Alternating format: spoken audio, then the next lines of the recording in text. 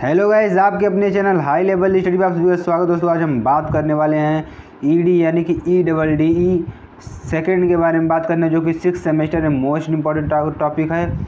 और यहाँ पे ये एग्ज़ाम जो कि दोस्तों आपका होना है, एग्ज़ाम हो कि वहाँ ऑनलाइन मोड में और बहुविकल्पी होना है, इसलिए हम आपके सामने बहुविकल्पी प्रश्न पेश कर रहे हैं और आप लोग अच्छी तरीके से उसको पढ़िए। चलिए चलते हैं आगे। और साथ ही साथ आप हमारे चैनल पर नए हो तो सबसे पहले हमारे चैनल को लाइक कर दें और सब्सक्राइब कर दें, साथ ही साथ और लाइक कर दें, सब्सक्राइब कर दें और साथ साथ बेल आइकन को भी दबा लें, ताकि आने वाली वीडियो की समस्त नोटिफिकेशन आपके स्क्रीन पर सबसे पहले आए। तो चलिए स्टार्ट करते हैं बिना समय गंवाए हुए। तो सबसे पहला नंबर है, स्टार्ट करते हैं दोस्तों। हमारा सबसे पहला नंबर क्वेश्चन है कि वह स्थान जहाँ पर अम्ल और क्षार मौजूद होते हैं वह किस प्रकार की वायरिंग का उपयोग किया जाता है। यानी कि वह स्थान है, यानी कि in place where acid and alkalis are present the type of wiring use. यानी कि वह स्थान जहाँ पर अम्ल और क्षार उपस्थित होते हैं वहाँ पर किस प्रकार की वायरिंग का उपयोग किया जाता है। तो दोस्तों वहाँ पर किस प्रकार की वायरिंग का उपयोग किया जाता है ये जानते हैं हम। वहाँ पे PVC वायरिंग का उपयोग किया जाता है, या TRS वायरिंग का उपयोग किया जाता है, या VIR वायरिंग का उपयोग किया जाता है, या वेदर प्रूफ मौसम रोधी वायर का प्रयोग किया जाता है। दोस्तों वहाँ पे किसका प्रयोग किया जाता है, वहाँ पे हमें PVC वायरिंग का उपयोग किया जाता है। आइए चलते आगे दूसरे क्वेश्चन की तरफ। दूसरा क्वेश्चन हमारा क्या है, बत्ता तार स्थापन में, यानी कि बत्ता तार स्थापन में केबलों को परिष्कृत सागवान की ऐसी लकड़ी पर ले जाया जाता है जो पूर्णतः सीधी हो और अच्छी तरह से वार्निश किए गए सागवान के बत्ते की मोटाई कितने सेंटीमीटर से कम न हो। तो दोस्तों इसका आंसर हमारा क्या हो जाएगा, 1 सेंटीमीटर से कम नहीं होनी चाहिए, 1 सेंटीमीटर के बराबर होना चाहिए। और यहाँ पे इसका देख लेते हैं हम कैलकुलेशन, यानी कि बत्ता तार स्थापन में केबलों को परिष्कृत सागवान की ऐसी लकड़ी पर ले जाता है जो पूर्णतः सीधी हो और अच्छी तरह से वार्निश किए गए हो, सागवान के बत्ते की मोटाई 1 सेंटीमीटर से कम ना हो। तो इसको आप अच्छी तरीके से समझ लीजिए दोस्तों। आगे चलते हैं हम नेक्स्ट क्वेश्चन की तरफ, क्वेश्चन नंबर तीसरे की तरफ। तो तीसरा नंबर क्वेश्चन हमारा क्या है दोस्तों, तीसरा नंबर क्वेश्चन हमारा क्या है कि विद्युत आग के लिए किस प्रकार का अग्निशामक यंत्र उचित नहीं होता है। यानी विद्युत आग के लिए किस प्रकार का अग्निशामक यंत्र उपयोग नहीं होता है, फोब अग्निशामक, या कार्बन डाइऑक्साइड अग्निशामक, या सोडा एसिड अग्निशामक, या सूक्ष्म पाउडर अग्निशामक। तो दोस्तों इसका आंसर क्या हो जाएगा, इसका आंसर हो जाएगा नंबर ए, फोम अग्निशामक हो जाएगा। चलिए चलते हैं नेक्स्ट क्वेश्चन की तरफ, आगे बढ़ते हैं चौथे क्वेश्चन की तरफ। चौथा क्वेश्चन हमारा क्या है दोस्तों, भूसंपर्कन, यानी भूसंपर्कन का गड्ढा किसके पास नहीं होना चाहिए। यानी कि the earth pit should not be located near. यानी कि जो हम भूसंपर्कन करते हैं दोस्तों, भूसंपर्कन करते हैं, आप लोग को भूसंपर्कन हम बताएं, आप लोग ED22 की सेकंड प्लेलिस्ट में जाएंगे तो आप लोग को मिल जाएगा, ठीक है दोस्तों।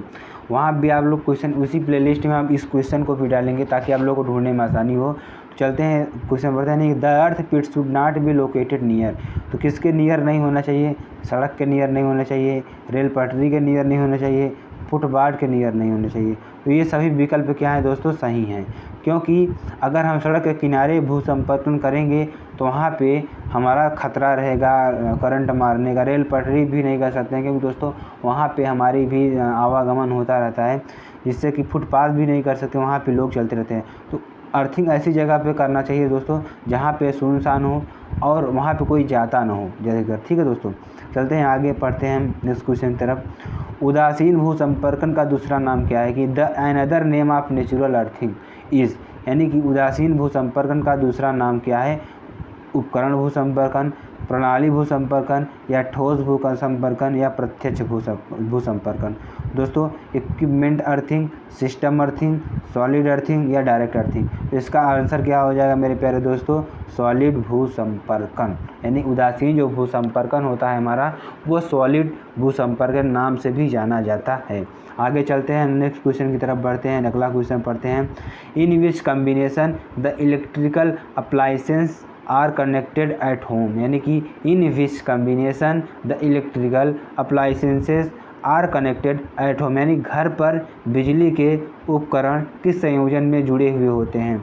तो सीरीज में जुड़े होते हैं या पैरेलल में जुड़े होते हैं या सीरीज पैरेलल में जुड़े होते हैं या नन ऑफ दिस, जिनमें से कोई नहीं। तो इसका आंसर मेरे प्यारे दोस्तों क्या हो जाएगा, पैरेलल में जुड़े होते हैं, यानी कि समांतर में जुड़े होते हैं। तो चलते हैं नेक्स्ट क्वेश्चन की तरफ, आगे हम बढ़ते हैं और जानते हैं इसका क्या होगा और आगे क्वेश्चन पढ़ते हैं।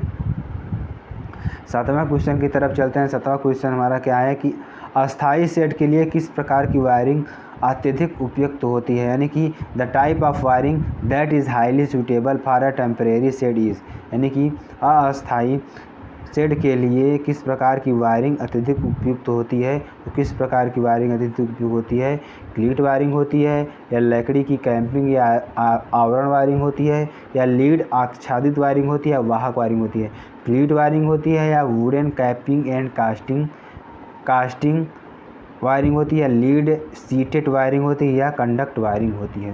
तो दोस्तों इसका आंसर हमारे क्या हो जाएगा, क्लीट वायरिंग होती है। क्या होती है, क्लीट वायरिंग होती है। इसको अच्छी तरीके से रख लीजिए दोस्तों। चलते हैं नेक्स्ट क्वेश्चन की तरफ, अगले क्वेश्चन की तरफ, 8वें क्वेश्चन की तरफ।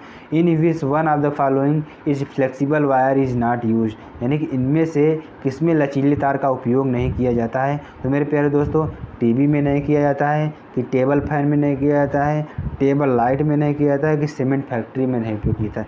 इसका सही आंसर मेरे प्यारे दोस्तों हो जाएगा सर्किट, यानी सीमेंट फैक्ट्री में नहीं किया जाता है। लचीले तार का उपयोग सीमेंट फैक्ट्री में हम नहीं करते हैं, क्योंकि वहाँ पे बहुत ही हार्ड काम होता है। ठीक है दोस्तों, चलिए चलते हैं आगे नेक्स्ट क्वेश्चन की तरफ चलते हैं, जो कि एक न्यूमेरिकल टाइप का क्वेश्चन है। आइए इसको हम पढ़ते हैं और अच्छी तरीके से इसको समझते हैं। यानी कि a house has 5 fans of 70 watt each that operate for 16 hours a day and 1 washing machine of 2000 watt that operates for 1 hour per day in the month of June. What is the energy consumption in kilowatt hour of the house in the month of June? तो इसका हिंदी में पढ़ते हैं। एक घर में 70 वाट के 5 पंखे हैं जो हर दिन 16 घंटे काम करते हैं और 2000 वाट की एक वॉशिंग मशीन है जो जून के महीने में 1 घंटे प्रतिदिन काम करता है। जून के महीने में घर की ऊर्जा खपत किलोवाट आवर में क्या होगी। दोस्तों इसको हम निकालते हैं अच्छी तरीके से, आप लोग सामने लेकर आ गए हैं।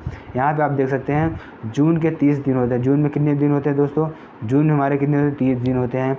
और इसलिए कुल शक्ति पंखे कितनी हो जाएगी मेरे प्यारे दोस्तों, यहाँ पे हो जाएगी 70 × 5 × 16, यहाँ 70 घंटे हो गया, 5 पंखे हो गए, फिर 16, ये हमारा क्या हो गया। अच्छी तरीके से इसको समझ लीजिए, इसको फिर से बता देते हैं दोस्तों।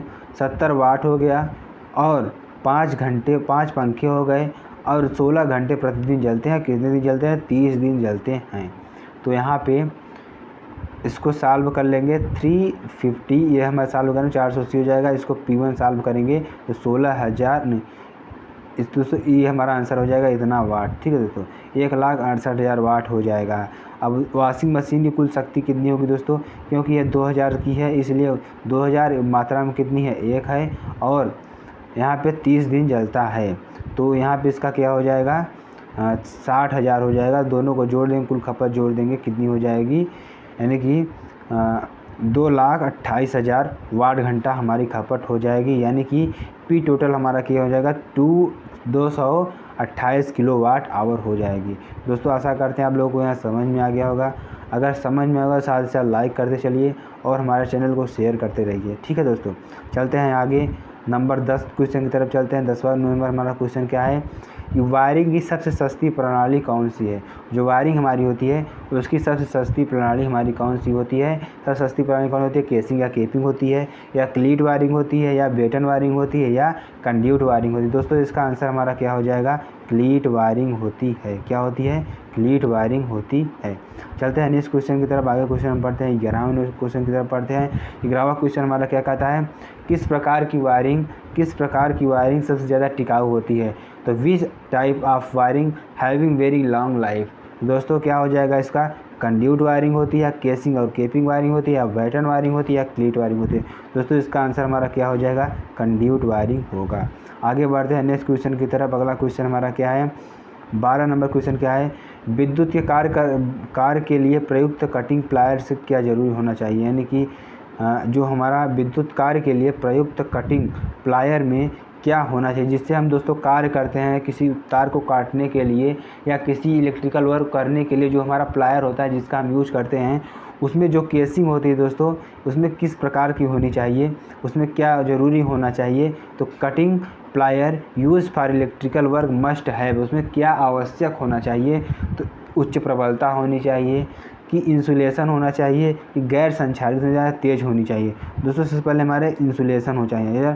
अगर उस प्लायर में इंसुलेशन नहीं होगा तो हमें विद्युत का झटका लगने का डर लगा रहेगा, हमेशा लग ही जाएगा दोस्तों, झटका जो हमारा लग ही जाएगा, इसलिए उसमें इंसुलेशन होना ज़रूरी है।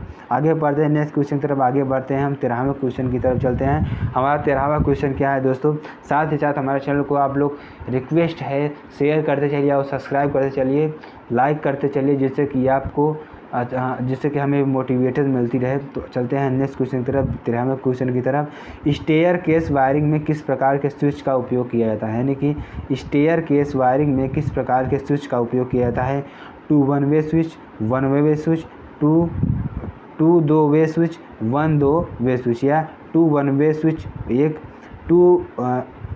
2 वे स्विच, या 1 2 वे स्विच। ठीक है, अगला हम इसका आंसर क्या है, इसका आंसर होगा 2 वे स्विच। किसका उपयोग करेंगे, 2 वे स्विच का उपयोग करते हैं। आगे चलते हैं नेक्स्ट क्वेश्चन की तरफ। अगला क्वेश्चन हमारा क्या है, 14वां क्वेश्चन, एक धमाकेदार तरीके से दोस्तों पढ़ते हैं। इसमें क्या दिया है, किस प्रकार की वायरिंग में वायरिंग को प्रतिस्थापित करना आसान नहीं होता है, यानी कौन सी वायरिंग में वायरिंग को प्रतिस्थापन करना आसान नहीं होता है, यानी प्रतिस्थापित करना आसान नहीं होता है। Replacement of wiring is not easy in which type of wiring. दोस्तों आप लोग अच्छी तरीके से जानते हैं, जो वायरिंग दीवार के अंदर की जाती है या दीवार के अंदर की जाती है उसको हम प्रतिस्थापित नहीं कर दे सकते हैं, क्योंकि दोस्तों वह निर्माण के समय ही उसका निर्माण होता है और वह उसमें उसके ऊपर प्लास्टर चढ़ा दिया था, जिससे कि उसको अगर इसको हम प्रतिस्थापित करेंगे दोस्तों तो पुनः हमें वायरिंग को एक प्रकार से उसको खोदना पड़ेगा और उसको तोड़ना पड़ेगा दीवार को, जिससे कि वह प्रतिस्थापित करने में बहुत कठिनाई होती है।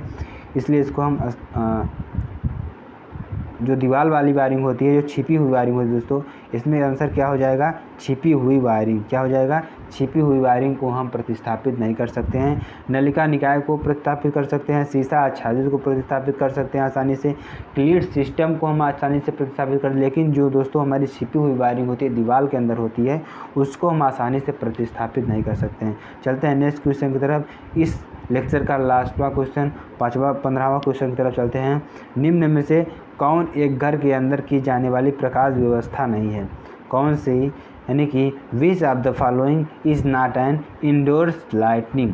ठीक है दोस्तों, आगे इसको हम पढ़ते हैं। घर की रोशनी के लिए, कार्यालय की रोशनी के लिए, उद्योग की रोशनी के लिए, या फ्लड लाइट के लिए। दोस्तों इसका आंसर क्या हो जाएगा, फूड लाइट के लिए, फ्लड लाइट के लिए हमारा इसका आंसर हो जाएगा।